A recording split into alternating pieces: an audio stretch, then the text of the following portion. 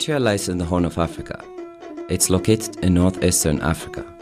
Eritrea is bordered by Sudan, Ethiopia, Djibouti, and the Red Sea. With a surface area of 124,320 square kilometers, Eritrea has an estimated population of 4.5 million. The country has a tropical arid to semi-arid climate and consists of three main agroecological regions: the Western Zone, the Central Highlands, and the Coastal Plains Zone. Eritrea is divided into 6 regional administrations: Ansaba, Ma'akal, Dabub, Gashbarka, Southern Red Sea, and Northern Red Sea. The Northern Red Sea region shares borders with Sudan to the north, the Southern Red Sea region and Ethiopia to the south, the Red Sea to the east, and Ansaba, Ma'akal, and Dabub regions to the west. There are 10 sub-regions with an approximate population of 510,220. Sheeb is one of the sub-regions within the Northern Red Sea region. It lies in the eastern lowlands at the foot of the eastern escarpment, which drops from an altitude in excess of 2,000 meters in the highlands to around 225 meters above sea level in the Sheeb area. Sheeb is about 110 kilometers northeast of the Eritrean capital, Asmara. The climate of Sheeb sub-region is a hot, arid desert type with a mean annual potential evapotranspiration of more than 2,000 millimeters and a mean annual rainfall of less than 200 millimeters. The area gets rainfall mainly in the period of October to February. The mean monthly air temperature ranges from about 25 degrees centigrade in January and February to about 35 degrees centigrade in July and August, with the maximum temperatures often exceeding 40 degrees centigrade. During these months, most of the inhabitants practice transhuman migration with their livestock to their highland dwellings. They stay in the highland village from May to September.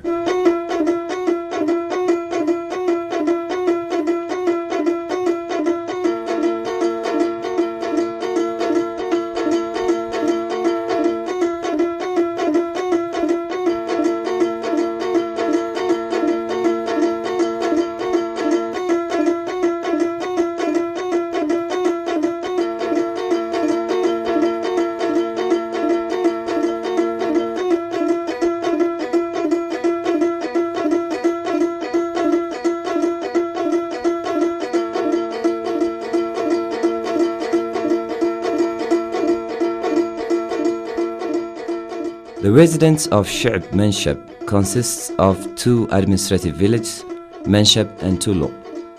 There are 4,000 households with a population of 16,000 in total. The dominant ethnic group is Tigray.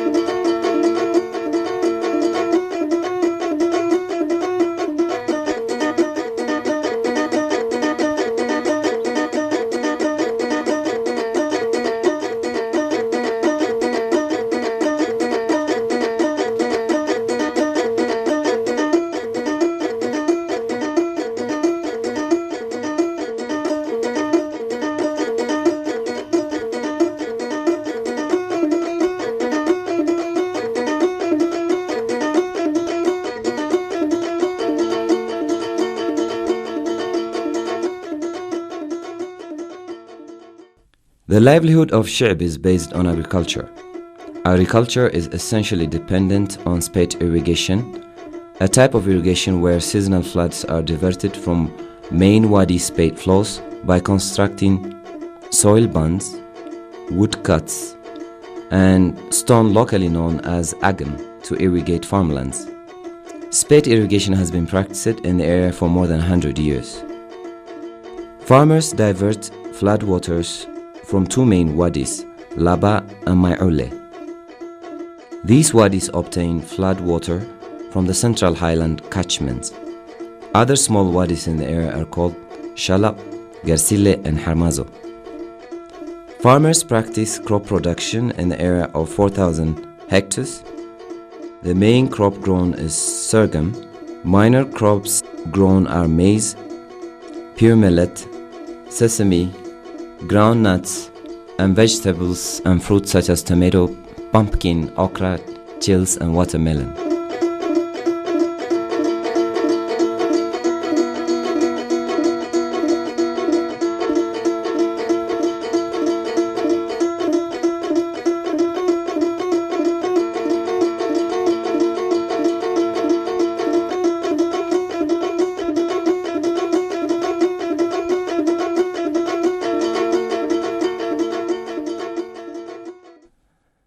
Spate irrigation is a system whereby water resources are managed to their best use through diverting seasonal floods into agricultural fields for better production.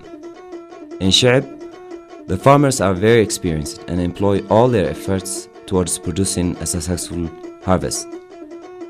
Farmers are actively involved in the construction and maintenance works of soil bunds before the rainy season of the highland catchments begins.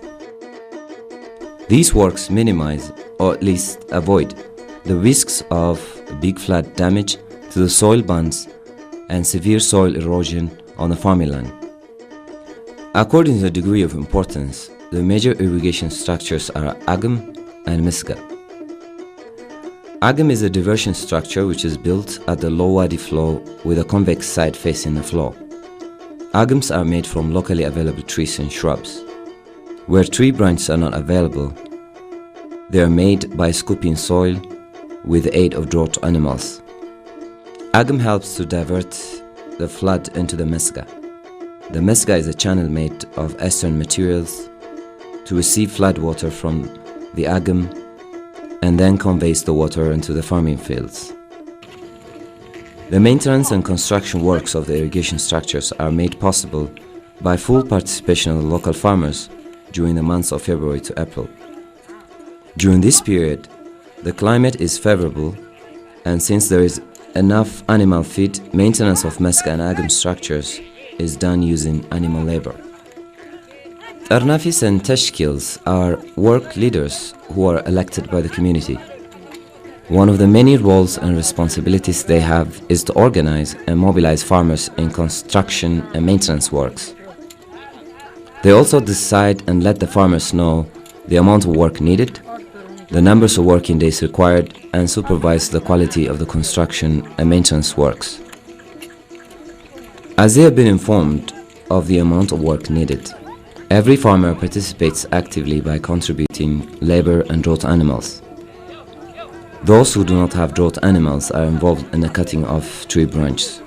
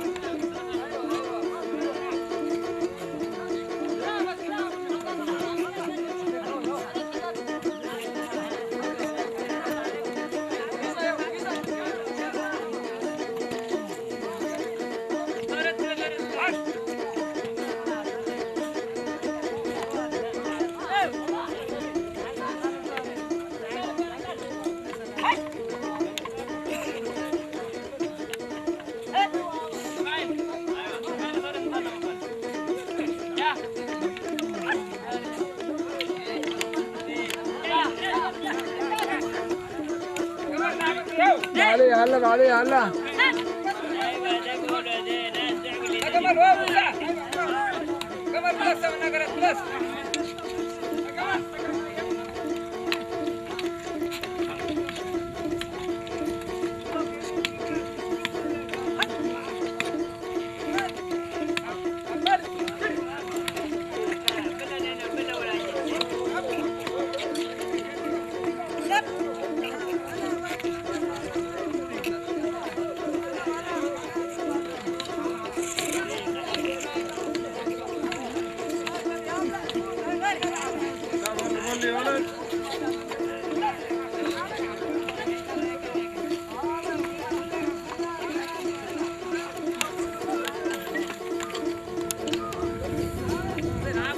زي ميت مصر كان أول أنا زي سم سمية محمد جابر صالح دبكت أنا في دعباي عن رافي دعباي I'm Mohammed Jabir Saleh Debekat, one of Ida Abai Partat Arnafti. This is a maska for Ida Abai. We are doing maintenance works. We started it in the first week of January. We will continue until the work is completed at the end of February. A total of 140 farmers and their oxen are participating in these maintenance works. 85 farmers without animals are participating in cutting tree branches.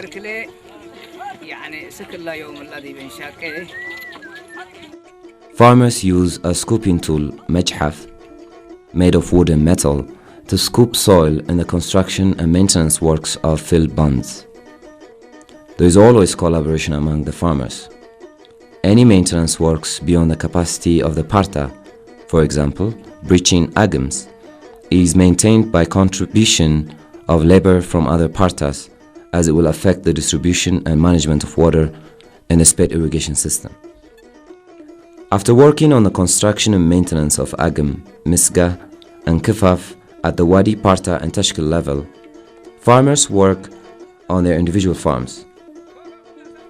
The major problem faced in the maintenance and construction work of irrigation structures is the shortage of labor due to transhuman migration of the people and livestock to the highlands. Migration takes place to escape from the harsh climate and search for pasture.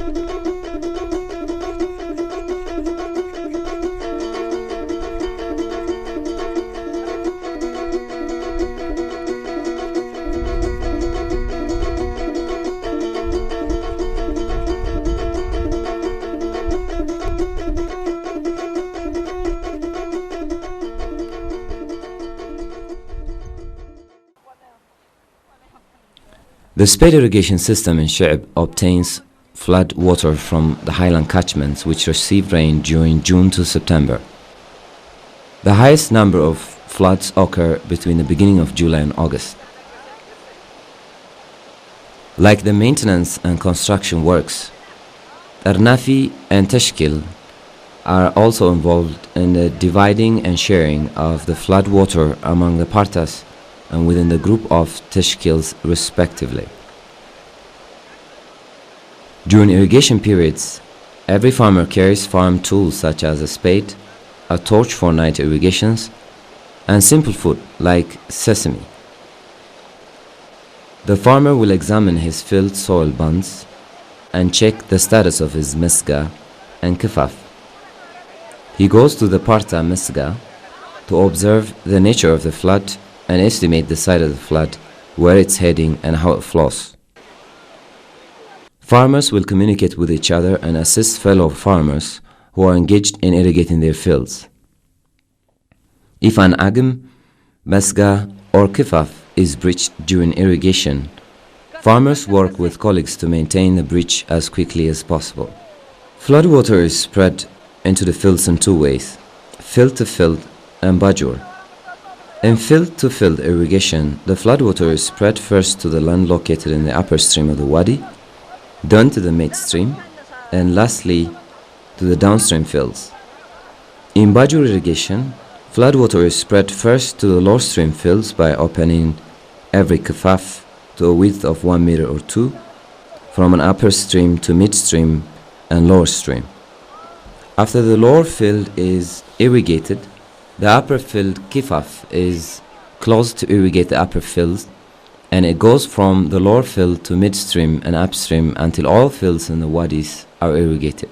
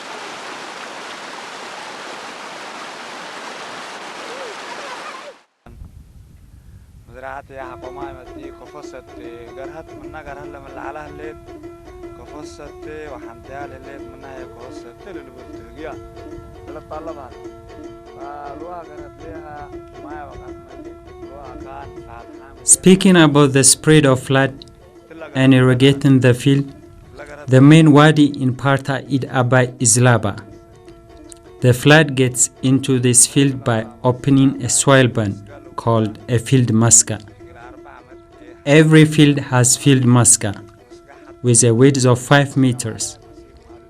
The size might differ from 5 meters, 6 meters, and 10 meters to let water in and let it out from the upper field to the next field.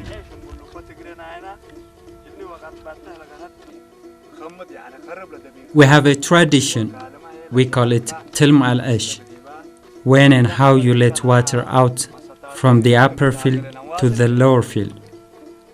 Tilma al-Ish is the level in field irrigation, whereby the upper field is irrigated well, and it's time to let the water out into the lower field by opening the upper field maska.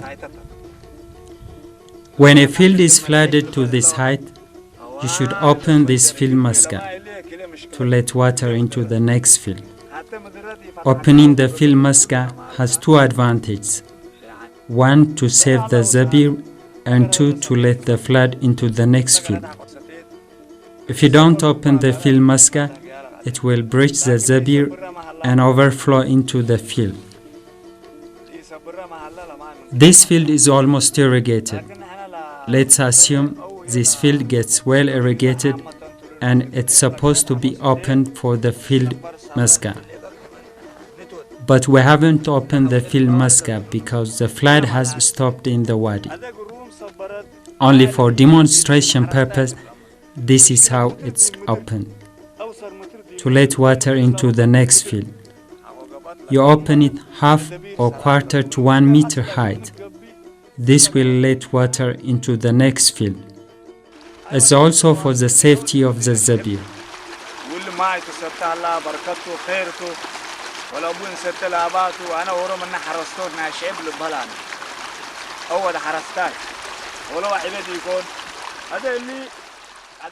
This is Sheeb, and I am Abdullah Idris, one of Sheeb farmers. This is the flood which we get from Laba. Flood is a blessing from Allah and its care. This field gets enough flood.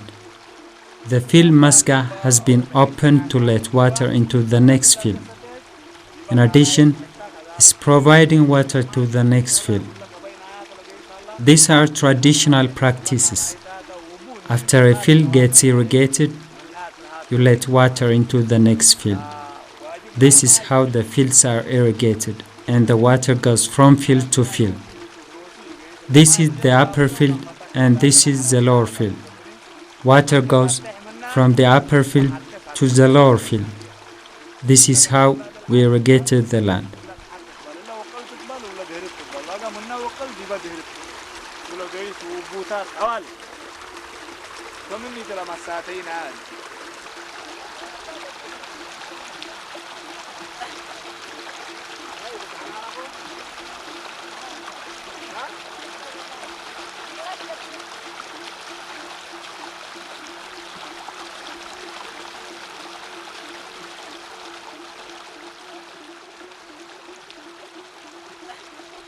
Floods have different nature and size, locally classified as very big, medium, and small floods. Not all of the flood types are easily manageable. The small and medium floods are easy to manage and are used effectively as the floods follow the watercourse and the farmers prepare for it. However, managing big floods is very difficult as they take their own course. When the area experiences a big flood, farmers intentionally break the kafafs, maska, and agim to let it out of the system. This will avoid serious damage to the irrigation structures in the fields.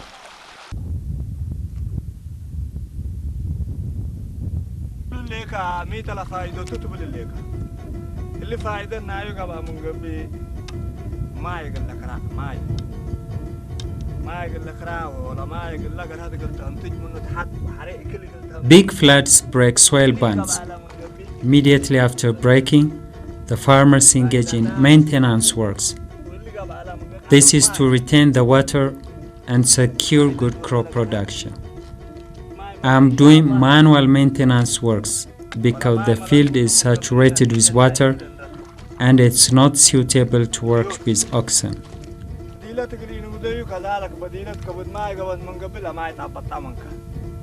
من حاول يوصل لنا السبعراي من قبله وبديلات خصوصا كاللي بديه ودي اللي هو قال انه وديكو حرب بديلات يقول والسكوت من حاول يبوس وقال اتردات وحرب معها بايا من قبلي لقى هسته ونتيجه ركب وكله يا رب الهيب من هنا لا توكلنا تربيته اللي هيبانا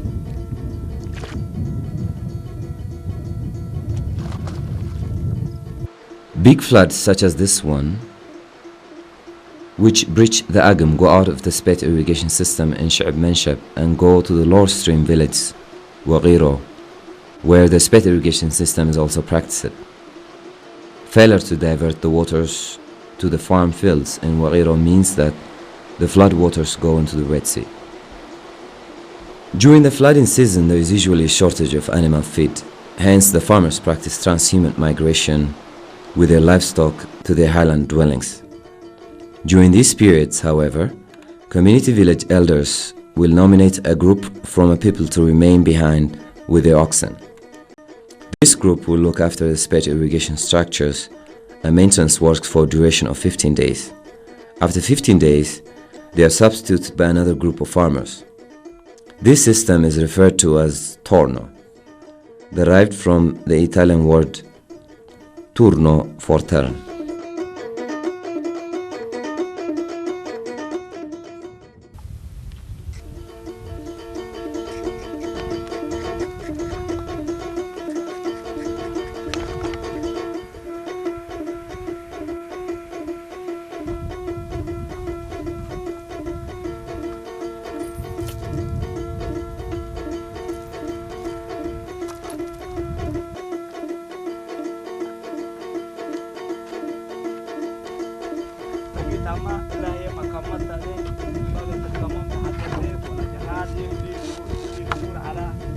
I finished plowing the field.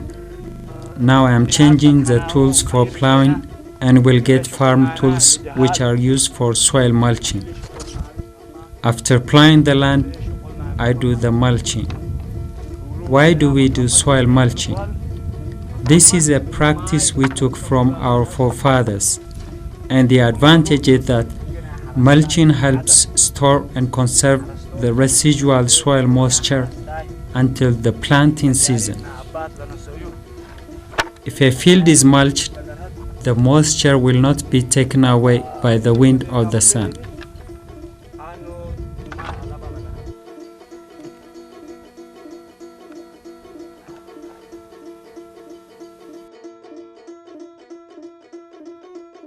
Soil mulching is an agronomic practice whereby the field is plowed and the openings are sealed using drought animal labor and wooden logs. It's usually done to a field which gets only one flood in July, and the chance of getting another flood are small because the floods have been diverted to another parta. Mulching helps the soil to retain and store moisture for a considerable length of time, sometimes after 60 days until sowing time. The soil mulching practice also helps to level the field and break the clods which are formed after plowing. On the one hand, farmers believe soil mulching could damage the soil structure because of the pressure applied from the drought animals and the man who is doing the mulching. Not all farmers practice soil mulching. Those whose fields are located downstream and midstream fields practice more soil mulching as they get fewer floods. Fields located in the upper stream, which frequently gets floods, do not require mulching. Soil mulching is a much more difficult farming practice than plowing, planting, and scooping, both for the animals as well as for the farmers. Therefore, farmers feed their drought animals accordingly. For the other farming practices, plowing, scooping, and planting, farmers feed the drought animals with sorghum stalks, but for soil mulching, they feed them with sorghum grain.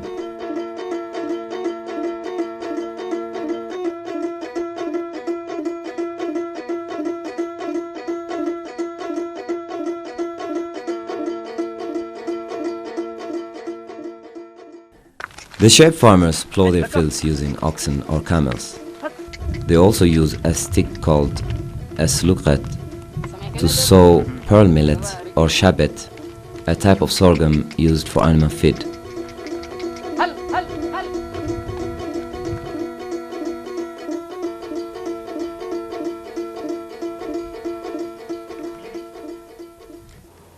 حبر لبوت هاقل ليكون حرستاي وانا قلنو شي حرستاي ودا حرستاي بها شغلتنا هاي او مهنتنا هاي حرست. I am a farmer, and so was my father. My work is farming. I am narrating on the farming tools. These are farming tools for planting. A jalab is a tube for planting the seed.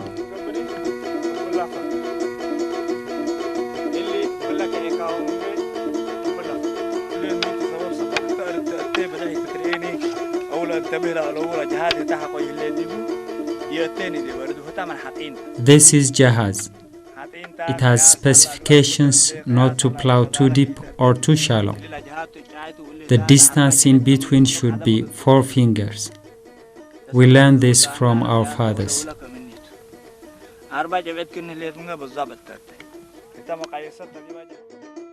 The Sheeb farmers describe plowing as a farming activity which is practiced to make the soil softer and lighter. It makes the soil structure loose, opens to infiltrate more water, and reduces the incidence of soil-borne pests and disease. Farmers also believe that it has the advantage of preventing the spread of weeds, as it alters the topsoil and subsoils. The yield also depends on the number of times you have plowed the land. Land plowed twice gives twofold yields, rather than land that is plowed only once. A farmer who does not plow his land should not call himself a farmer, says a legendary saying. Farmers carry out plowing at different times of the year depending on the availability of drought animals. They normally plow after the second harvest, calaf, in March to incorporate the crop root residues into the soil and to eradicate weeds. Plowing during June and July, Haggai, is also useful as it ensures a maximum level of flood infiltration. During September, at the time of planting, farmers who do not have drought animals get assistance from neighbors and relatives. It is also possible that they can provide animal feed to be able to work with oxen. They can also provide labor. For example, they plow 2 days for the owner and 1 day for himself. Oxen are also made available for hire. Vulnerable groups such as the poor and those without families are assisted by the community members who contribute labor and oxen to plow their fields. The major problems during plowing are a shortage of animal feed and animal disease caused by a hot climate of the planting season.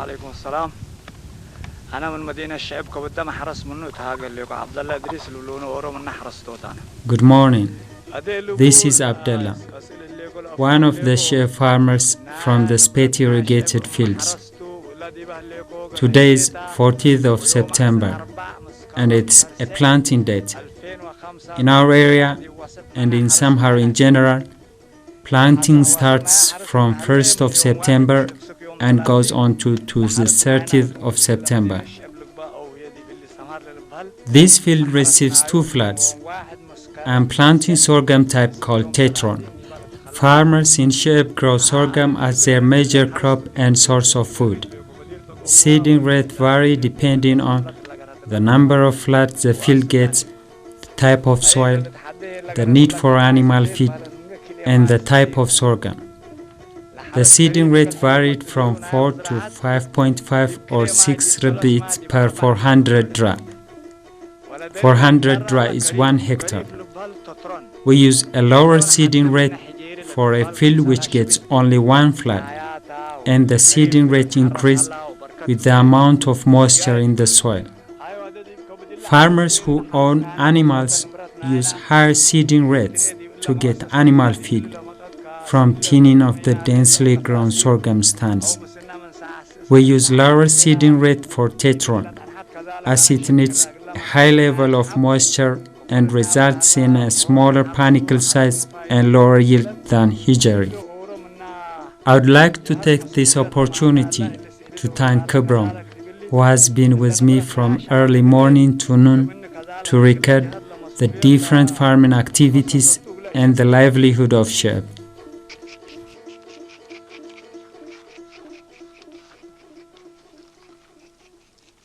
أيوة بمناسبة تحرست لتهاجر ليكو دل دري ما عينتو ولا قرهت كم تا وكم ربعيت كفيها كم تينو كفيها من دري وكم ماي كفيها وكفوتو اللي نظامات اللي يجيبوها قال لكم. The number of floods in the field depends on Allah.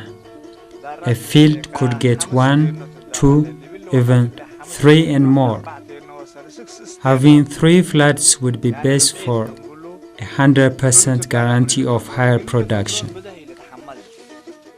الكل بدح وديك من قبني الكل بدح بدي حلا بدي حشحشة ودي شفك قبوتايلنش ما ما ضعيف قبا من قبني يعني تبدل لك هتوجب بقى 4 تينو وصر 5 تينو اسك 5 وصر 6 تينو اللي قلت حلف على بان لحتى هيتار اول لا عدد نادري لما ينايا قبا من قبني ما كمر بقى اسمه يقول وكمرك وتو من 2 floods are also good, and you could expect good production. If you get only 1 flood, the chance of getting a high production rate would be only 50%.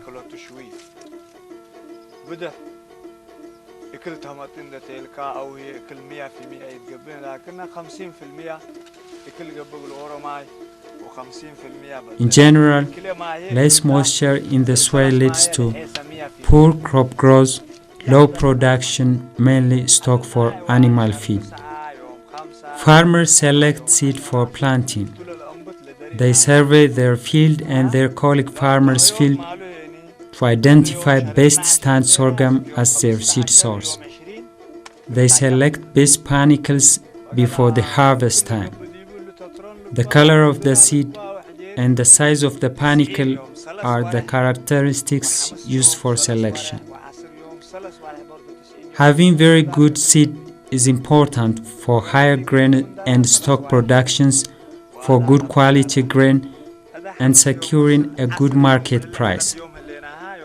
Farmers therefore select, separate, collect and trace pure seed and treat them with special care. In the granary house, the seed is kept in a place which has a good aeration, and it must be checked for harmful pests.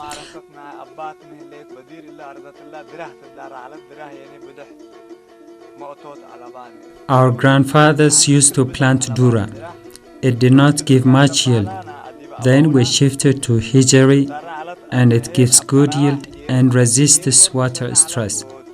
However, it's susceptible to pests and diseases. Now we have shifted to tetron, which is different in its color and height. The short type is the best for both grain and stalks.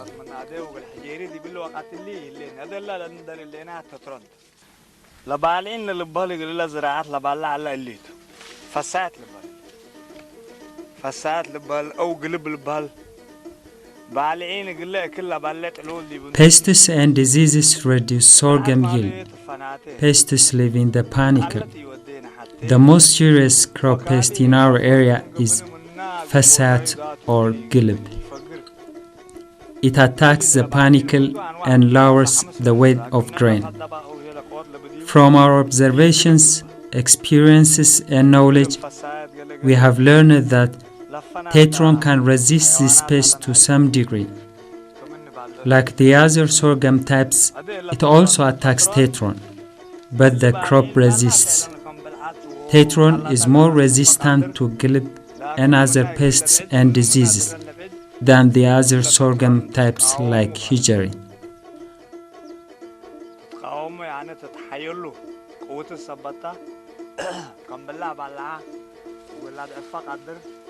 لكنها تتحيلوا بالحرستوت سبب ممارسات اللي تلوم كمان نقول أما كراح جيري مسل بس لهيته وما يتون هائيا تعادمه إلا فساد باللي تود الحيوان فساد اللي ناشا اللي وسطته ومن اللي نشاء الله ونلا لعبها الله اللي تلك اللي تبعنايته. Half of the panicle is almost gone, you see. It feeds on the grain and changes it to flour.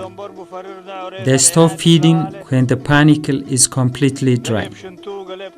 One of the major problems facing farmers in this area is crop pests. Farmers are losing all of what they planted for the whole year. This is a big loss.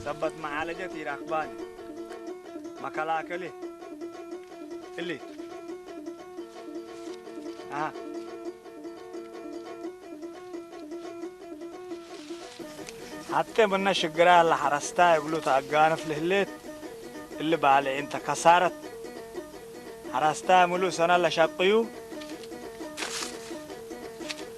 ودي الناي دوا يركبوا فحقول منها الليت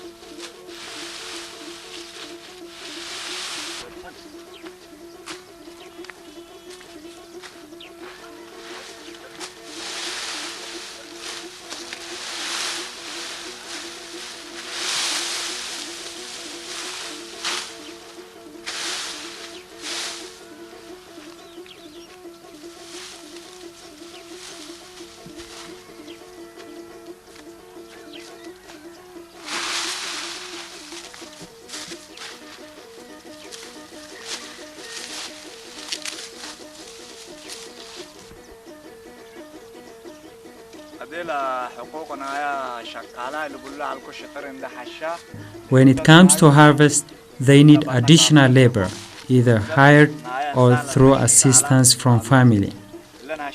An agreement is made between the farmer and the hired laborers. The hired laborer's duty is to cut the stand crop at the base while the panicle is still attached to the plant. Then the sorghum is laid down in the ground in rows called shitr for 3 to 7 days so that it will dry. 1 hectare is estimated to be 46 to 50 shitr, depending on the size of the area. The size and shape of the farmland is not uniform and regular. Payment for harvesting the crop in Sheeb is made in kind. For a single shitr, they get paid 1 hazet including the panicles and the stock, and is estimated from 1.5 to 2 repeat. Hired laborers cut the sorghum plant while the panicles still attached to it. It is then left in the field for 3 to 7 days in order to let it dry. After a week, the cutting of the sorghum panicle from the stalk, known locally as Mesaramo or Serimo, begins. It is the only activity whereby only women and young girls participate. They cut the panicles and collect it using jenabil and keep it temporarily in one area locally known as a danda. They get paid by the average size of jenabil, which is usually in the range of 5 to 7 rebate.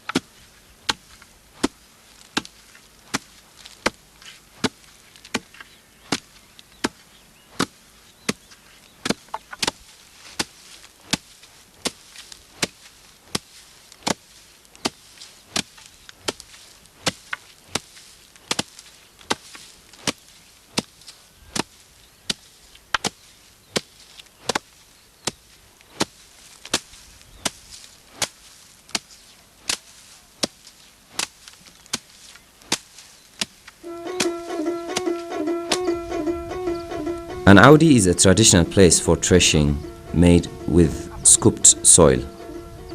It's usually higher than the field itself to protect it from unexpected floods. Audis are also used as indicators for whether a field is getting enough irrigation or not. When a field Audi is completely or almost covered with flood water, it is said to be well irrigated, and they can then break the field miska to let the water into the next field. The farmer hires laborers for threshing and makes an agreement with them. There could be 3, 4, or 6, but they should be loyal and hardworking. They use moka, a stick, to thresh the sorghum. Normally they start work from early in the morning until 3 in the afternoon.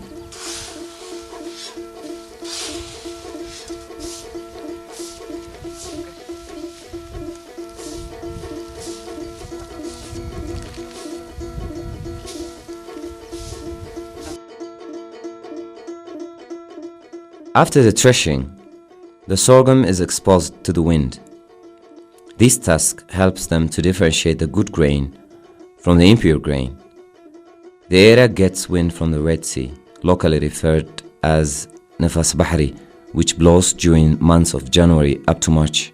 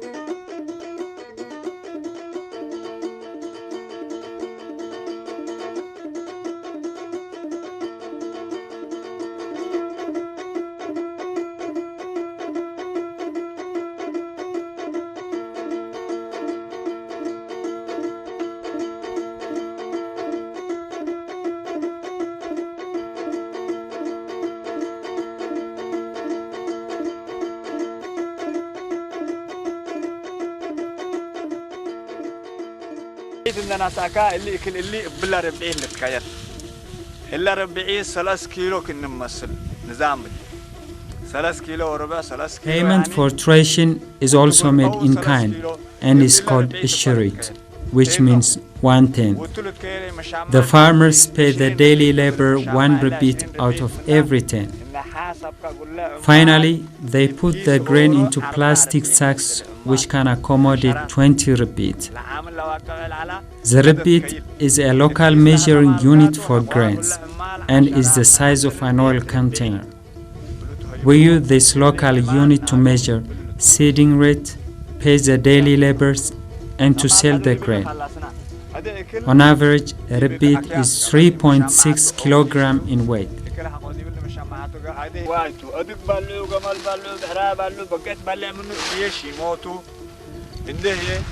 We not only grow grain for human consumption, but also for animal feed. These are for animal feed. It's good for the animals. If a cow is fed with this feed, it gives more milk. The sacks are transported from the field to the houses, usually by camel, which is remunerated in terms of grain. For instance, a 2 kilometers journey is paid in the amount of a single rebit of grain.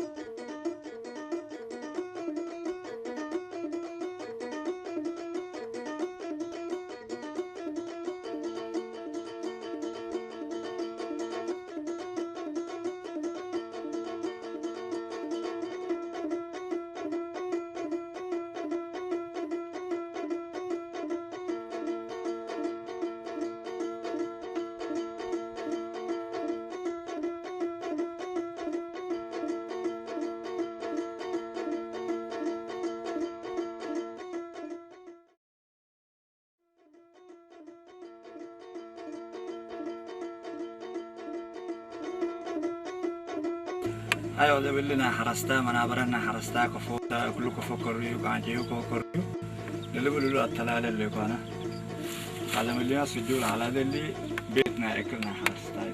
This is how the grain store is. It's a separate house for the grain. This is how it looks. It's well aerated. We keep the grains here. We take grain for sale, for buying coffee, sugar and other, and for daily consumption from here with Rabbi.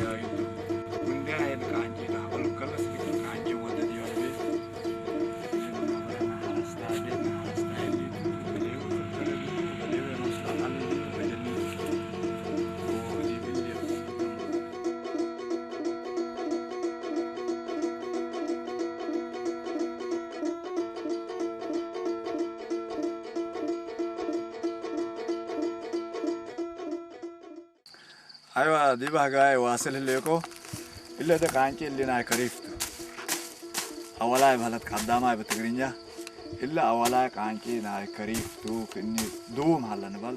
After 30 to 45 days of the first harvest Karif, we have the second harvest. The second harvest is called Kalaf. We do not get much out of it.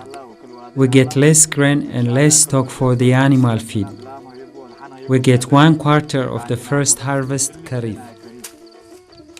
كريف قلميل وكل شوية بدي يحلبوا منا كلف ولا كانجي هما بدي يحلبوا أنو لكلف وكل قليلتو وكانجي هما قليلتو.